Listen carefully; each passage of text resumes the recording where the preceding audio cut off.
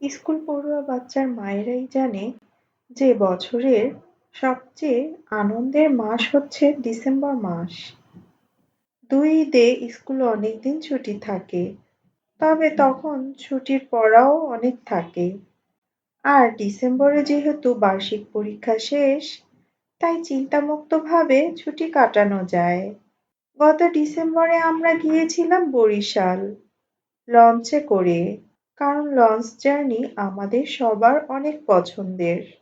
সবসময়ের মতো লঞ্চ ছাড়ার আগে পুরো লঞ্চটা ঘুরে দেখলাম, এরপর লঞ্চের ছাদে উঠলাম।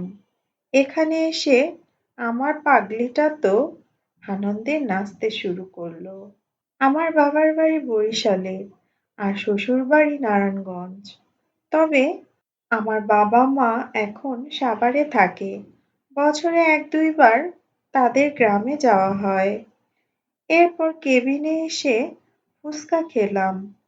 লঞ্চে চিড়া নারিকেল পাওয়া যায়, এটা আমার অনেক পছন্দ, সেটাও খেয়েছি। এরপর খেয়েছি নদী দেখতে দেখতে এক কাপ চা।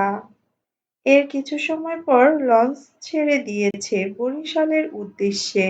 লঞ্চের সামনে দাঁড়িয়ে সে দৃশ্য উপভোগ করলাম। এরপর লঞ্চের সামনে অনেক সময় ছিলাম। রাতে আকাশ ভরা তারা দেখলাম।